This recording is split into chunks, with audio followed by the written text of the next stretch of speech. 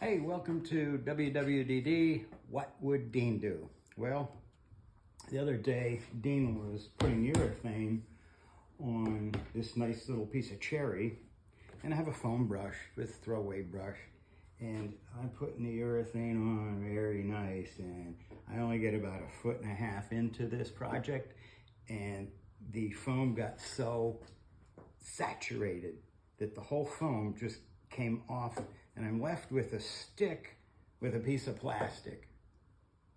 That really is not very helpful. So what I did, I said, well, we gotta fasten that somehow. So how do you fasten it? Well, I made my first mistake. I went to the office and I got my Swingline stapler, and I put this baby in there and I pushed down like I normally would put a staple in a couple sheets of paper to hold them together. Well, guess what? The foam kind of laughed at me. I don't know if you can see it. It didn't even take. It didn't even go through. Inside of the foam is a piece of plastic. You can see it right here. And that plastic is U-shaped. It goes down, around, and up.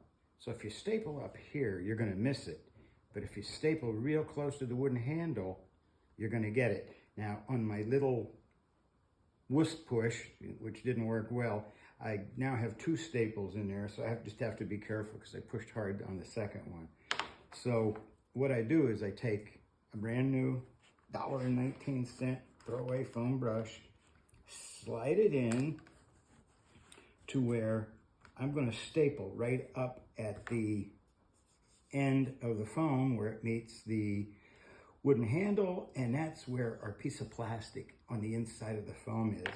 So what I'm going to do is I'm going to push down pretty good to make sure that that staple actually does its job.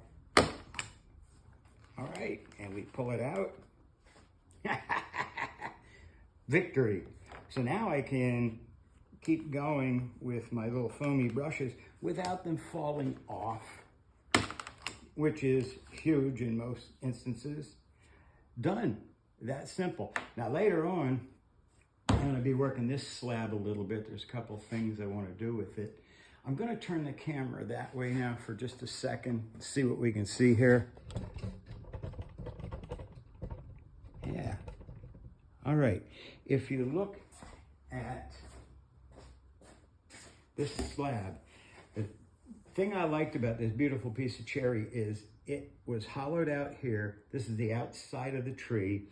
And of course, this was all decayed and everything. It makes for a beautiful little lake. Now, I'm not going to fill this up like this because I don't want to. I want a recessed looking lake down in here for when I put the table legs on. But sealing all these ends was a virtual nightmare, because as I poured the urethane up here, it went into all the little holes in the decayed spots that you can't see on the inside of the wood, and it went down underneath this lake, slid underneath my slab, and I ended up with 1/4, 3/8 inch minimum waste underneath here. A lot of waste of urethane. Plus, I like the other side, even though it's the bottom. Check it out. Not bad looking for a bottom. Someday I could flip it over if you don't like this and make it all flat, because they could do that. And you'd still be able to see the coloring that I'm going to put in here from the other side if you wanted to. But what my next event is, I have a companion to this right over here. You can see the whole deal going on there. So what I want to try to do now is I'm going to try to fill this dead decaying spot